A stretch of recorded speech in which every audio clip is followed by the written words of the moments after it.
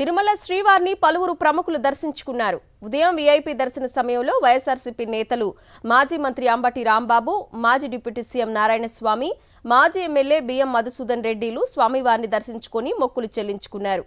అనంతరం ఆలయ అర్చకులు వారికి తీర్థప్రసాదాలు అందజేశారు.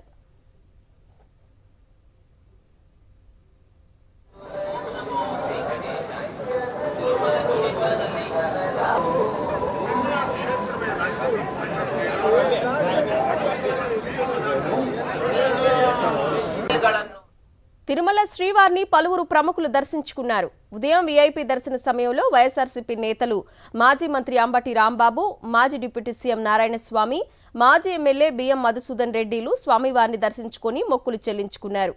అనంతరం ఆలయ అర్చకులు వారికి తీర్థప్రసాదాలు అందజేశారు.